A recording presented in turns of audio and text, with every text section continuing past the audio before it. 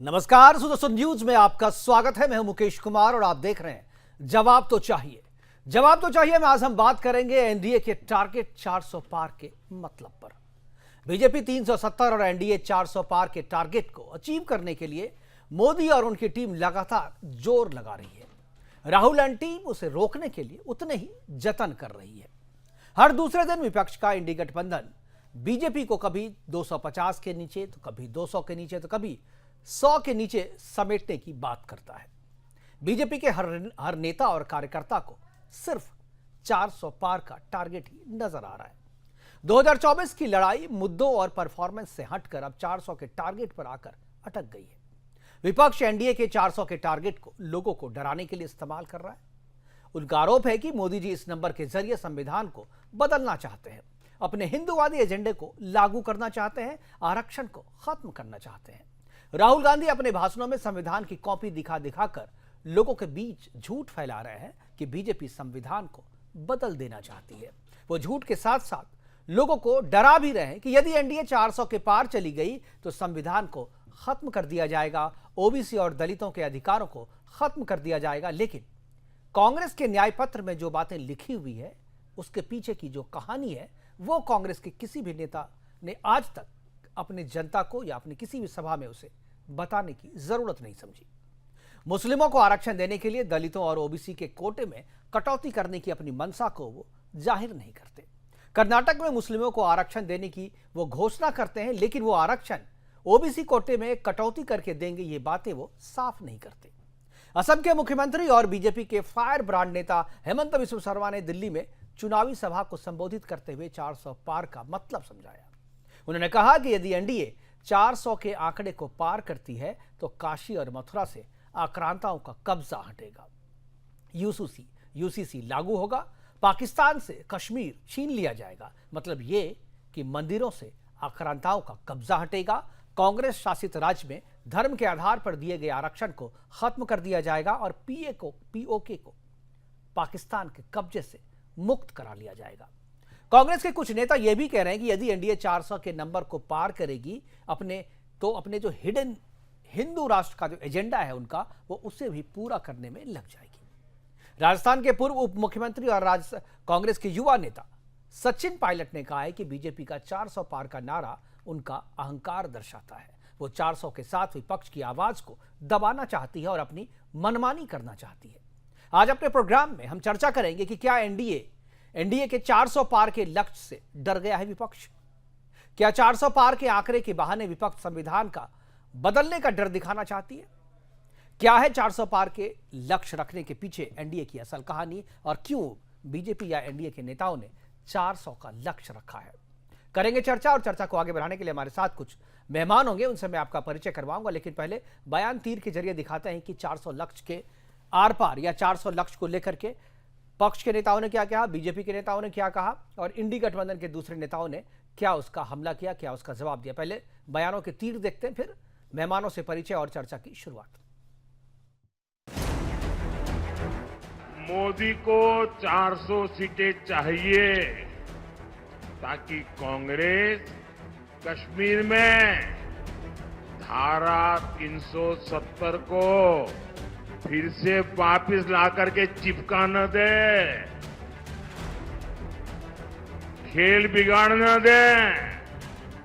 मोदी को 400 सीटें चाहिए ताकि कांग्रेस अयोध्या में राम मंदिर पर बाबरी ताला ना लगा दे। बीजेपी के नेताओं ने साफ बोल दिया है कि अगर वो चुनाव जीतेंगे तो वो इस किताब को बदल के परे कर देंगे। इसलिए उन्होंने 400 सीट का नारा दिया था। 400 सीट छोड़िए, उनको 150 सीट नहीं मिलने वाली है। कांग्रेस लोग हम लोग से पूछते रहा, भाई आपको 400 सीट क्यों चाहिए? तो मेरा दिमाग में लगा इसका जवाब भी होना चाहिए। तो मैंने सुबह कांग्रेसियों को बोला कि भाई देखो, जब हमारा 300 सीट था हमने राम मंदिर बनाया, अभी हमारा 400 सीट होगा, मथुरा में भी कृष्ण जन्मभूमि बनेगा और ज्ञान व्यापी मस्जिद का जगह में बाबा विश्वनाथ का बड़ा भव्य मंदिर बनेगा। तो अब हमें सीट देते रहिए। और मुगलों ने जितना कारनामा करके गया था, हम लोग सब साफ करते करते चला जाऊंगा। भारत को साफ करने का भी बहुत कुछ बाकी है ना। किस आधार पे ये कह रहे हैं कि ये 400 पार होंगे, यही जाने। वो कह रहे हैं 370। हाँ, या 370 अच्छा, या तो इन्होंने कुछ गड़बड़ पहले से कर रखी है कि इनको मालूम है कि हमें 400 मिलने वाले हैं, है कि नहीं? नहीं तो इस तरह ज्योतिषी की तरह कैसे कह सकते हैं कि क्या मिल रहा है। हम इतना कह सकते हैं कि अगर इस देश में आज के दिन ऐसा चुनाव हो जिसमें कोई गड़बड़ी नहीं हो, जिसमें ईवीएम में कोई गड़बड़ी नहीं है, तो मैं दावे के साथ कह सकती हूँ ये 180 से ज्यादा सीट नहीं ले सकते, उससे भी कम लेंगे।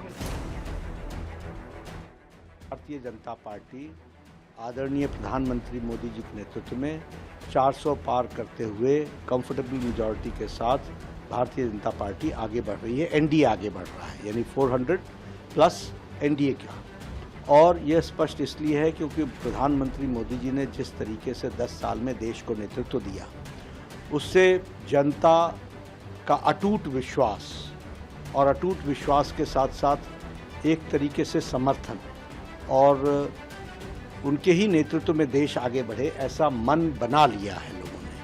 एनडीए का जो अहंकार है भाजपा का, उसको भी जनता चाहती है, उसका भी कहीं ना कहीं जवाब चुनाव जीतेंगे।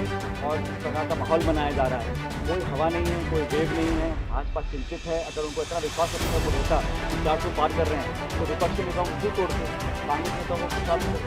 बल्कि भाजपा के वर्तमान सांसद हरियाणा, राजस्थान में कांग्रेस में शामिल हो रहे हैं। तो जो लोग जनता और में रहते हैं वो हकीकत का समझते हैं, जो अपने मायाजाल में फंस जाते हैं वो फिर प्रधानमंत्री मोदी जी के नाम से, उनके काम से जनता जनार्दन का आशीर्वाद भारतीय जनता पार्टी को प्राप्त होगा। कोई संदेह इसमें नहीं होना चाहिए। और हम पूरे विश्वास के साथ जनता जनार्दन के आशीर्वाद से प्रधानमंत्री मोदी जी फिर एक बार मोदी सरकार के लक्ष्य को, और अब की बार 400 के लक्ष्य को प्राप्त करने में हम लोग सफल होंगे। बीजेपी को जनता ने पलट दिया है और बीजेपी बहुत पीछे छूट गई है। सर, बीजेपी कहती है 400 पार, 145 किसको छोड़ रही है? ये 400 पार नहीं, 400 हार है।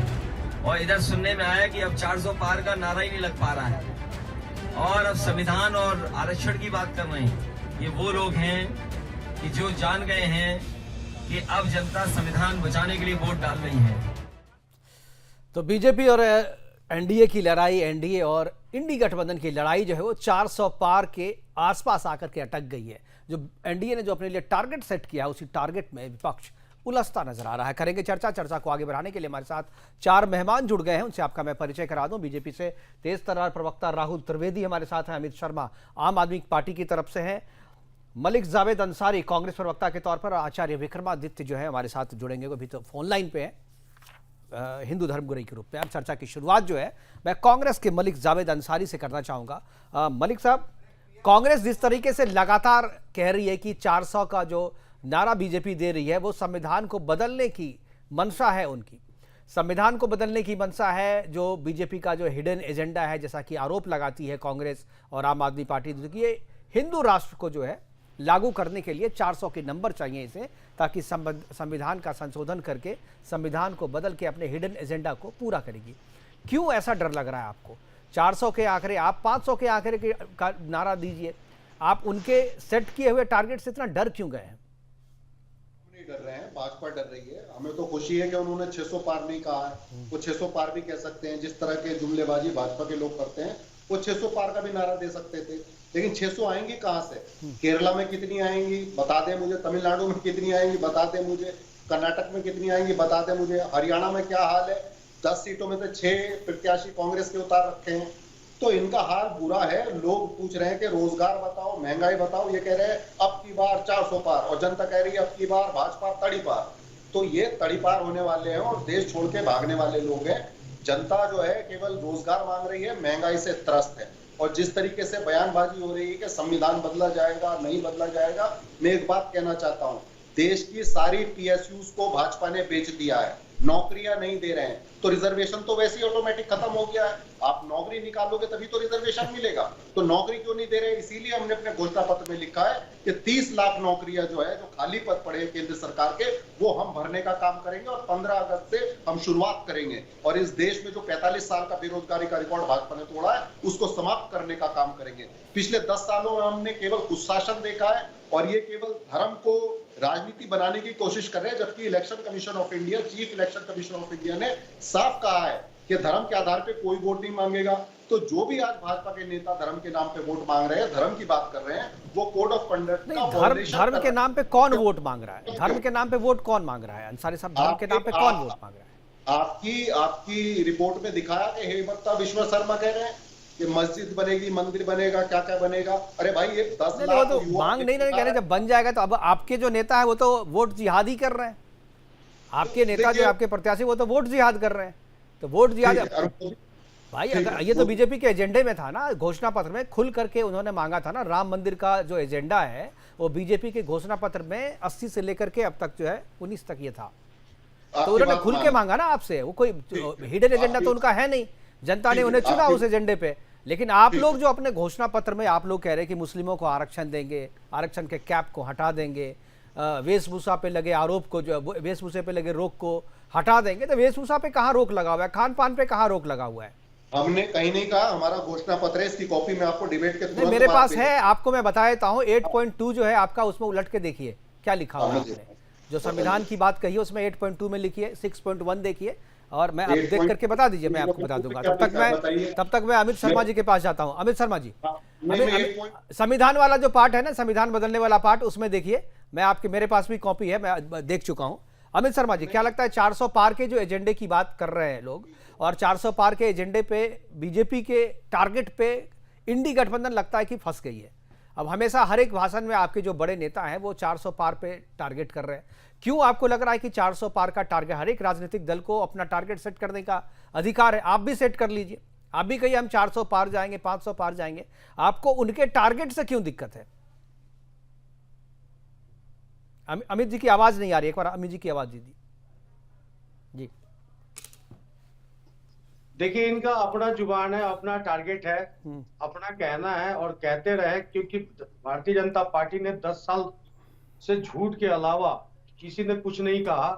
15 लाख देने की बात करी, नौकरी देने की बात करी, रोजगार देने की बात करी, सरकारी व्यवस्था बढ़ाने की बात करी, और ये कहीं भी किसी भी मुद्दे पे ये टिकते नजर आए नहीं है। पूरे 10 साल में 10 साल में इन्होंने बेरोजगारी कर दिया। 10 साल में इन्होंने 15 लाख का छोड़ो, 15 लाख रुपया, 15 हजार रुपया घरों से लोगों को खाता खुलवा के, जीरो अकाउंट खुलवा करके अपने घरों में रख लिया।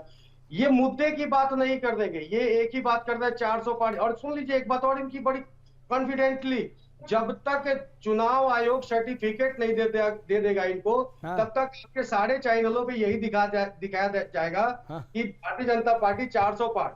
क्योंकि इनके झूठ में कहीं ना कहीं बड़े बड़े न्यूज चैनल और गोदी मीडिया का हाथ जरूर होता है। अच्छा। तो इसके अंदर ये इनकी अपनी अपेक्षा है, ये कुछ भी कहे, क्योंकि इंडिया गठबंधन से इतने डरे हुए और अपने हर भाषण में हिंदू मुस्लिम, आप बता रहे हो कि हिंदू मुस्लिम हम करते हैं, हिंदू मुस्लिम हम नहीं करते। हिंदू मुस्लिम तो भारत के प्रधानमंत्री श्री नरेंद्र मोदी जी ने बैठ के सभी सभाओं से मंगलसूत्र। अमित जी, कल आप हमारे प्रोग्राम में बैठ करके बोल रहे थे अमानतुल्लाह खान की बात मैं इसलिए कर रहा हूं क्योंकि वो मुसलमान है। तो शुरुआत तो आप ही लोग करते हैं।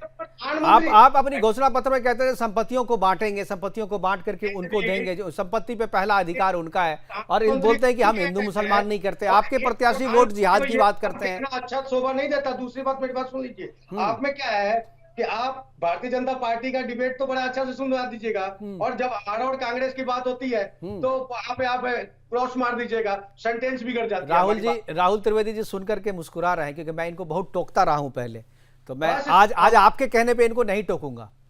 राहुल जी जवाब दीजिए। भारतीय जनता पार्टी ने जो कार्य किया है 10 साल तक, देखिए हेमंत बिश्व शर्मा जी ने बड़े आराम से कह दिया। अमित जी चुप हो जाइए, अमित जी सुन भी लीजिए, थोड़ा सुन लीजिए। सबसे पहले तो अमित जी और जावेद जी ये तय करके बताएं कि इनका वो गठबंधन है कहाँ। मैं कह रहा हूँ कांग्रेस पार्टी के पूर्व मुख्यमंत्री भारतीय जनता पार्टी कहते हैं कि जो राम को लाए हम आम आदमी पार्टी की सरकार को हिंदू आरोप लगाते हैं और दिल्ली में ये कहते हैं कि हम एक मिनट राहुल जी एक मिनट अमित जी कुछ बात पूरी कर लें। ठीक है, मैं देखिए मैंने राहुल जी को रोक दिया है, अभी आपके लिए रोका है, बोलिए। इस घमंड के अंदर भारतीय जनता पार्टी 150 भी लाने में अगर सक्षम हो जाए तो 4 जून को हम और राहुल भाई भी रहेंगे, जितने भी भाई हमारे बैठे हैं सारे रहेंगे, क्योंकि दिल्ली के अंदर इनका हवा खुश है, पंजाब के अंदर इनका हवा खुश है, हरियाणा के अंदर उनका हवा खुश है, कर्नाटक के अंदर हवा खुश है, जितने राज्य ये हर जगह हार रहे हैं। तो आपको कहना चाहिए ना, जब हम 500 लाएंगे, इंडी गठबंधन क्यों नहीं देती? हम 500 का टारगेट रखे हैं अपने लिए। देखिए हम तो सरकार बनाएंगे ना, हम 400 लाएंगे तो 272 तो बोलिए, 272 तो बोलिए, जब 272 ले आएंगे हम।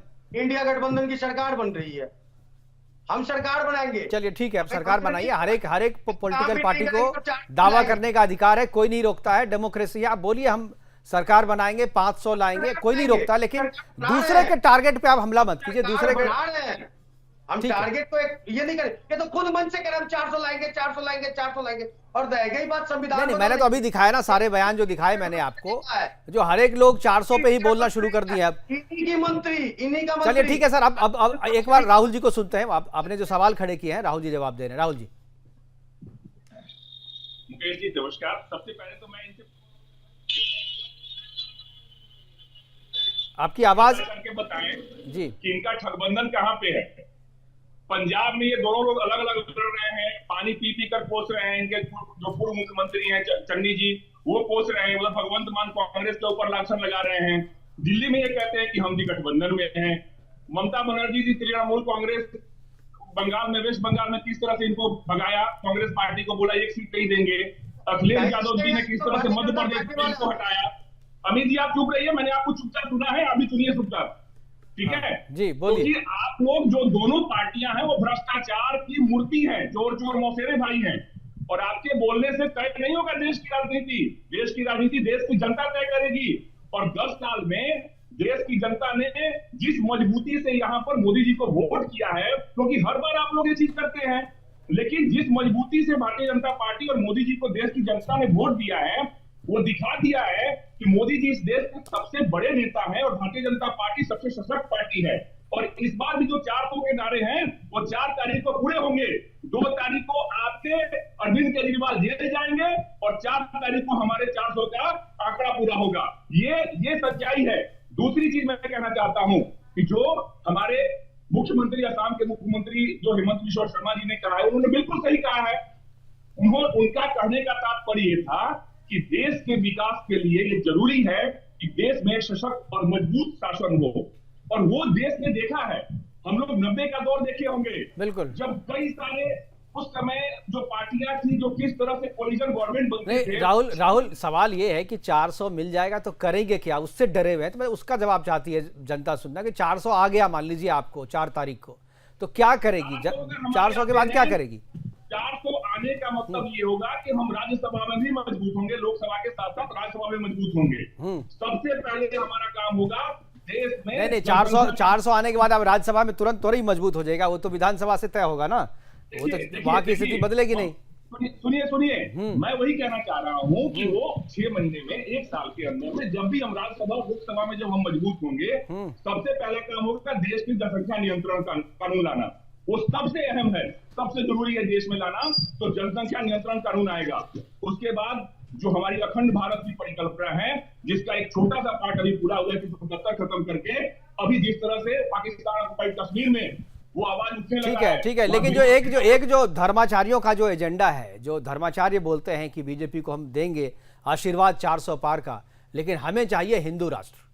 आचार्य विक्रमादित्य, क्या आपको लगता है 400 पार के एजेंडे की बात जो राहुल कह रहे हैं कि 400 राहुल आपकी आवाज नहीं आ रही है। आचार्य विक्रमादित्य, क्या आपको लगता है जो बीजेपी कह रही है 400 पार आने के बाद जनसंख्या नियंत्रण कानून, यूसीसी और बाकी रिजर्वेशन पे जो काम करना है, जो मुस्लिम आरक्षण को खत्म करने की बात कर रहे हैं, इतने से आप संतुष्ट हो जाएंगे? जो आचार्य लोग आशीर्वाद दे रहे हैं बीजेपी को 400 पार का, क्या उसकी कीमत यही है या इसकी बात कसौटी कुछ और रखा है आपने? देखिए मुकेश जी, ये हम लोग लगातार अब हम सब लोग जिस उम्र में हैं, हम सब लोगों ने बहुत पढ़ा भी है, बहुत कुछ देखा भी है। आजादी के बाद के समय में हम सब लोग पैदा हुए हैं और हम सब लोगों ने देखा है इतिहास इस देश में क्या हुआ और पिछले 10 सालों में कितनी डेवलपमेंट हुई है, हम सब लोगों को समझ में। राम मंदिर का मुद्दा सॉल्व हुआ, 370 चली गई, यूनिफॉर्म सिविल कोड आने वाला है और कृष्ण मंदिर बनने वाला है।